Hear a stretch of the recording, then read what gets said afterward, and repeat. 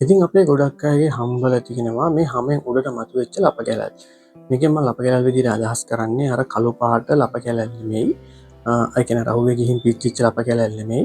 අර හැමෙන් උඩට මතුවෙච්ච ලප කැලල් තියෙනවනේ. ඉතින් ඔය ලප කැලල් අයින් කරන්න අපේ ගොඩාක් කට්ටිය නොයෙකුත් ආකාරයේ ආලේපන වර්ග, ක්‍රීම් වර්ග, සමහරු ශල්‍ය කර්ම පවා සිදු කරනවා.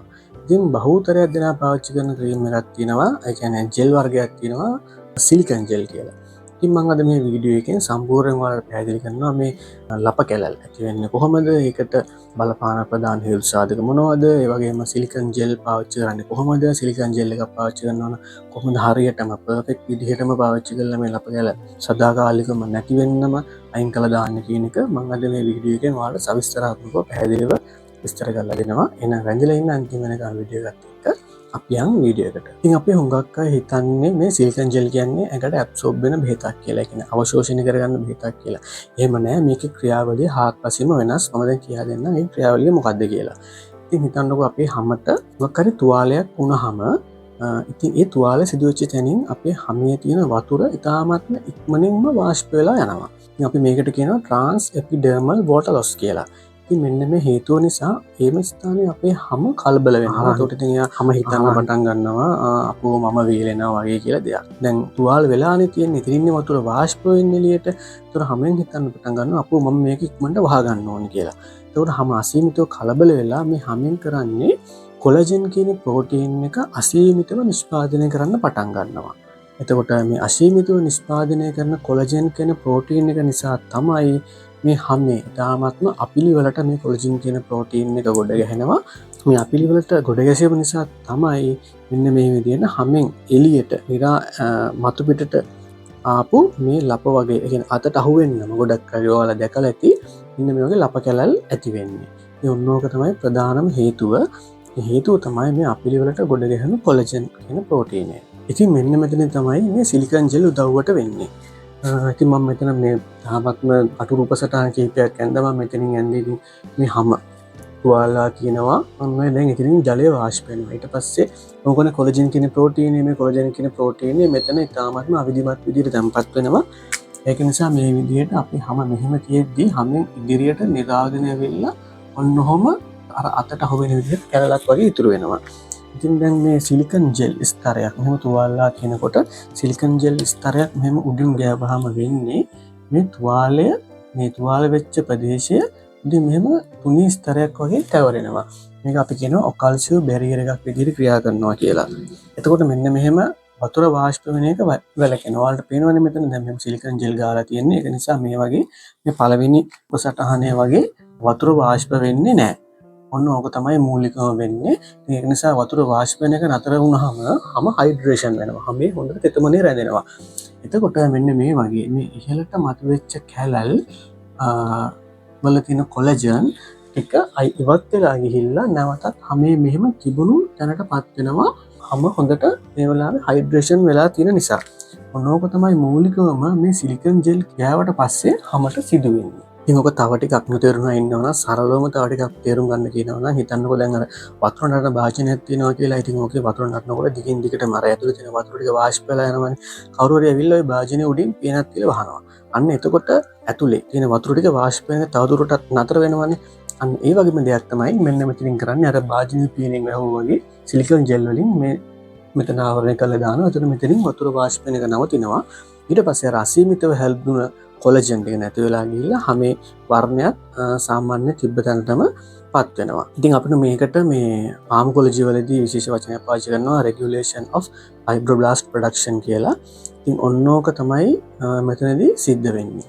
හරි, මම දැන් කියලා දෙන්නම් මේ පියවර වශයෙන් කොහොමද මේ සිලිකන් ජෙල් එක හරියටම නිවැරදි ක්‍රමයට පාවිච්චි කරන්නේ කොහොමද කියලා.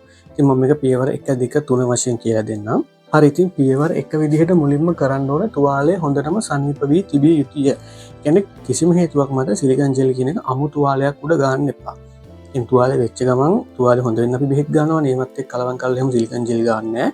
තුවාලය හොඳටම සනීප වෙලා තියෙනවා. ඒ කියන්නේ තුවාලේ කබල ගැලවිලා යන කාලේ තියෙනවානේ. අන්නේ කබල ගැලවිලා ගියාට පස්සේ මේ සිලිකන් ජෙල් ආලේප කරන්න පටන් ගන්න පුළුවන්. ඉතින් දෙක තමයි ඉතා පොඩි ප්‍රමාණයක්. ඒ කියන්නේ මුං ඇටයක ප්‍රමාණයක් තමයි පාවිච්චි කරන්න ඕන. ගොඩක් ගාණ්ඩත් එපා. මොකද අපි ගොඩක් අය හිතනවා මේ සිලිකන් ජෙල් වගේ දේවල් ගොඩක් ගියාම ඉක්මනට සනීප වෙනවා කියලා ඉගෙනගන්න ලොකු තලියක් වගේ ගානවා. එහෙම නෙමෙයි. මේ සිලිකන් ජෙල් ගන්න ඕන ඉතාමත්ම තුනී ස්තරයක් විදිහට. කියන්නේ බොහොම තුනී වෙන්න ඕන. ගොඩක් ගන්න එපා. මොකද ගොඩක් ගෑවට පස්සේ ඇඳුම් වල උනත් ගෑවිලා තැවරිලා හැමින් ඉවත් වෙලා යන්න පුළුවන්. ඉතින් එහෙම අපරාධනේ මුදලුත් අපරාධය. ඒක නිසා මුං ඇටයක වගේ පොඩි ප්‍රමාණයක් අරගෙන අදාළ ස්ථානයේ ගෑවනම් හොඳටම ප්‍රමාණවත් වෙනවා. ඉතින් පියවර 3 තමයි දවසට දෙපාරක් උදේ හවස ගන්න. මේ සිලිකන් ජෙල් කියන එක දවසට දෙපාරක් ගන්න පුළුවන් උදේටයි හවසටයි.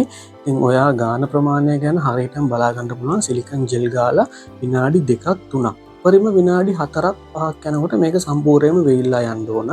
ඉතින් මෙහෙම වෙයිලා ගියේ නැත්නම් ඒකෙන් කියන්නේ ඔයා ඒ ගාපු ප්‍රමාණය වැඩි. ඒ නිසා සිලිකන් ජෙල් තාමත්ම සුළු ප්‍රමාණයක් අරගෙන උදේටයි හවසටයි අදාළ ස්ථානයේ ගාණ්ඩ විනාඩි 3ක් 4ක් තියන්න වේලිලා යනකම්. ඉතින් සිලිකන් ජෙල් කියන්නේ ගොඩාක් වටින බෙහෙතක්. නමුත් අපේ අය ඒක හරියට පාවිච්චි කරන්නේ නැති නිසා ඒක හරියට ප්‍රතිඵල ලැබෙන්නේ නැහැ. ඉතින් රෝගීන් එක්ක ඉන්නකොට මම දැකලා තියෙන ලොකුම අඩුපාඩු පහ මොනවද කියලා ඒවා නිවැරදි කරගන්න හැටිත් මම ඔයාලට කියලා දෙන්නම්. ඉතින් පළවෙනි එක තමයි do not massage. ඒ කියන්නේ අපි සාමාන්‍යයෙන් වෙන ජෙල් එකක් ගෑවහම ඒක ඇඟට උරා ගන්න ගානේ මසාජ් කරනවානේ. නමුත් මම දැන් වීඩියෝ එකේ මුලින්ම කිව්වා සිලිකන් ජෙල් කියන්නේ ඇඟට ඇබ්සෝබ් වෙන එහෙම නැත්නම් උරා ගන්න බෙහෙතක් නෙමෙයි. කියන්නේ සිලිකන් ජෙල් එක හැම උඩ තුනේ පටලයක් වගේ රැඳිලා තියෙන්න ඕන. ඒක නිසා කිසිම හේතුවක් මත සිලිකන් ජෙල් ගෑවට පස්සේ මසාජ් කරන්න යන්න එපා ඇඟට උරා ගන්නකම් කියලා. ඒක ගාලා අර මුං ඇටක වගේ සුළු ප්‍රමාණයක් අරගෙන අර ලප කැල්ල උඩ ගාලා තියන්න අරින්න වේලෙන්න අරින්න. අනිත් එක තමයි 24 hour coverage. ඒ කියන්නේ සිලිකන් ජෙල් වලින් උපරිම ප්‍රතිඵලය. කියන්නේ 100%ක්ම ප්‍රතිඵලය ගන්න ඕන නම් මේ සිලිකන් ජෙල් කියන එක හැම මත පිට 24 පුරාම රැඳිලා තියෙන්න ඕනේ. මේ රෑ ගාප් එක උදේට හොදලා අරිනවා නම් මතකතුව ආපහු හොදලා ඇරියට පස්සේ එතන හැම වේලුණාට පස්සේ නැවතත් අර ඉතා කුඩා ප්‍රමාණයක් අරගෙන සිලිකන් ජෙල් ආලේප කරන්න මතක තියාගන්න. ඉතින් අනිත් එක තමයි ගොඩක් අය මේ සිලිකන් ජෙල් පාවිච්චි කරන අහන දෙයක් තමයි පරණ කෙරල් වලට මේක හරියනවද කියන එක. ඒ කියන්නේ old wheels new scars. කියන්නේ ගොඩක් වෙලාවට මේ සිලිකන් ජෙල් වලින් හොඳම ප්‍රතිඵලදායී බව ලබා දෙන්නේ ගොඩක්ම අලුත් තුවාල වලට. ඒ කියන්නේ අර රතු රෝස පාටට වගේ තියෙන අලුත් තුවාල ලප කැරල් තියෙනවා නම් හැමින් ඉහළට මතුවෙච්ච ඒවට ඉතාමත්ම හොඳ ප්‍රතිඵල ලබා ගන්න පුළුවන්. ඒ වගේම අර ගොඩාක් කල් පැනලා සුදු පාට වෙච්ච ලප කැරල් තියෙනවනේ. white matured scars. ඒවට නම් මේවා ප්‍රතිඵලදායීතාවය ගොඩක්ම අඩුයි. කියන්නේ ගොඩාක් කල් ගත වෙලා නම් මේකේ ඒ ලප කැරල් ඉවත් කරන්න සිලිකන් ජෙල් එක මාස 6කට වඩා වැඩි කාලයක් පාවිච්චි කරන්න වෙන්න පුළුවන්. නමුත් ප්‍රතිඵලදායීභාවය 100%ක්ම තහවුරු කරන්න බෑ. ඒ නිසා මතක තියාගන්න සිලිකන් ජෙල් ගොඩාක්ම ගැලපෙන්නේ අලුත් ලප කැරල් වලට. ඉතින් අනිත් එක තමයි මේ හයිජීන් කියන එක. ඉතින් මේ ජෙල් එක පාවිච්චි කරනකොට කොයිලාකවත් දැන් මේක ටියුබ් එක නම් මේ ටියුබ් එක අරගෙන මේක මෙහෙම හැමේ උඩ ගන්න එපා. මේ ටියුබ් එකේ තියෙන ඒවා ඇඟිල්ලට අරගෙන ඒක මෙහෙම හැමේ උඩ ආලේප කරන්න. කිසිම වෙලාවක මේ ටියුබ් එකේ ටිප් එක වගේ කැලල උඩ අතුල්ලන්න යන්න එපා. මොකද ටියුබ් එකට බැක්ටීරියා ඇතුල් වුණොත් ඖෂධය විනාශ වෙන්න පුළුවන්. ගොඩක් වෙලාවට මේකේ ප්‍රෙසර්වේටිව්ස් තියෙනවා. ඒ කියන්නේ බැක්ටීරියාවෙන් ආරක්ෂා වෙන්න ඕන ಜಾති ප්‍රෙසර්වේටිව්ස් මේකට දාලා තියෙන්නේ.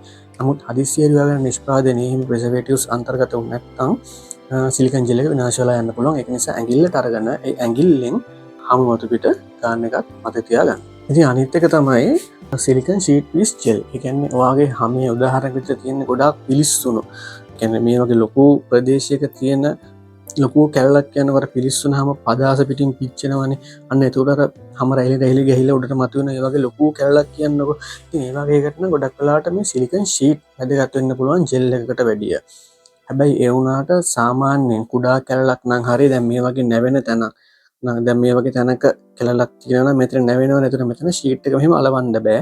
ඒ නිසා මේ වගේ තැනකට නම් ගැලපෙන්නේ අනිවාර්යයෙන්ම ජෙල් එක. ඒ නිසා මේ පාවිච්චි කරනකොට සිලිකන් ජෙල්ද පාවිච්චි කරන්නේ සිලිකන් ෂීට්ද පාවිච්චි කරන්නේ කියන එක මේ ස්ථානයේ අණුව සහ කැලලේ විශාලත්වයේ අණුව වෙනස් වෙනවා. ඉතින් ඔන්න ඔය පහ තමයි අපේ කට්ටිය වැඩිපුරම කරන වැරදි. සමහරු ෂීට් එක පාවිච්චි කරනවා දැන් ජෙල් එක පාවිච්චි කරනවා. මේ වගේ නැවෙන තැන් වලට සිලිකන් ෂීට් පාවිච්චි කළා ඊට පස්සේ හොඳ වුන්නේ නැහැ කියන දේ ඇත්ත තමයි. හොඳ වෙන්නේ නැහැ. ඒ නිසා අනිවාර්යයෙන්ම ජෙල් එක පාවිච්චි කරනකොට මෙන්න මේ කරුණු පහ තදටම ඔලුවේ තියාගන්න නිවැරදිව පාවිච්චි කරන්න.